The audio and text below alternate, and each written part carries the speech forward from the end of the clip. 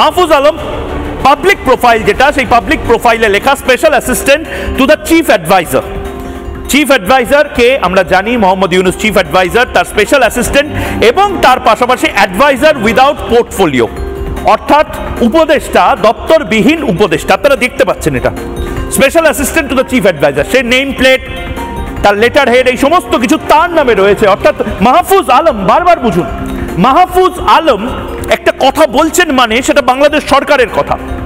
মাহফুজ আলমের কোনো ব্যক্তি পোস্ট যদি হতো তাহলে নিচে রাইডার দেওয়া থাকতো মতামত নিজস্ব ব্যক্তিগত, বাংলাদেশ সরকারের সাথে এর কোনো সম্পর্ক নেই। বেসিক্যালি সেটা তো নয়, বাংলাদেশ সরকারের সাথে তার মানে এর সম্পর্ক আছে এবং বাংলাদেশ সরকার মাহফুজ আলম এবং মোহাম্মদ ইউনুসের নেতৃত্বে চাইছেন যে ভারতকে ভাগ করতে।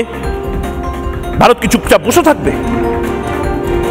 ভারত কি চুপচাপ বসে দেখতে থাকবে এই ধরনের কথাবার্তাগুলো বাংলাদেশের একেবারে সরকার থেকে আসছে? মানে বাংলাদেশের সরকার ভাবছে কি 1 2 3 4 5 এই 5টা তুড়ি মারলে 5 বার সরকার পড়ে যেতে পারে বাংলাদেশে। 1 2 3 4 5